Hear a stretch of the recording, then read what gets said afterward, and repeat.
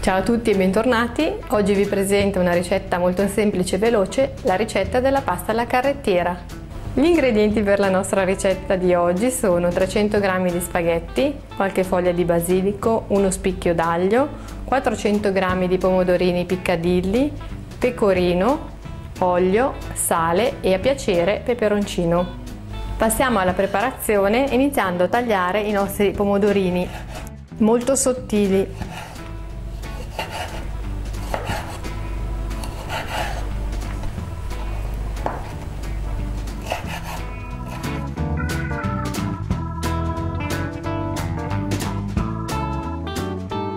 A questo punto i nostri pomodori li abbiamo tagliati piccolissimi, vedete?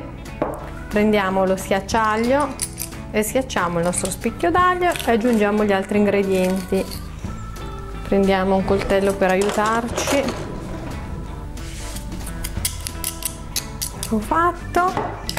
Mettiamo un attimo da parte. Tagliamo il nostro basilico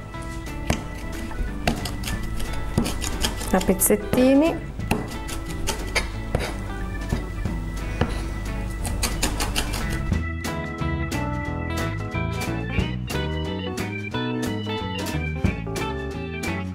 Ecco fatto, abbiamo tritato un po' grossolanamente il nostro basilico, lo aggiungiamo ai pomodori, aggiungiamo anche un po' di sale.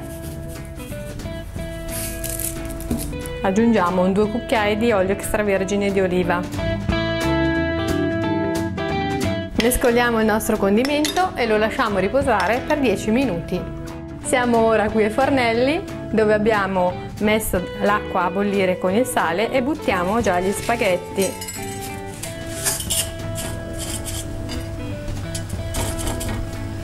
Eccoci qui, la pasta è scolata e andiamo a rovesciarla tutta dentro al nostro condimento. Mescoliamo e insaporiamo i nostri spaghetti. Che profumo, che meraviglia! Questa dicevamo che è una pasta molto comoda da fare, soprattutto per chi ha poco tempo.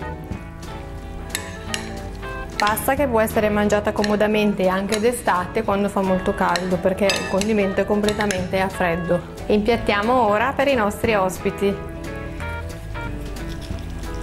Cerchiamo di fare un piccolo nido.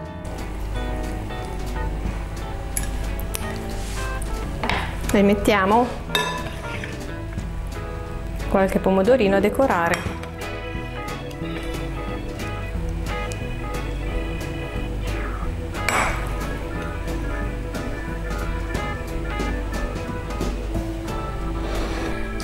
Un filo di olio extravergine di oliva, mettiamo un po' di pecorino, decoriamo con 2 foglioline di basilico e a tutti voi che ci avete seguito, buon appetito!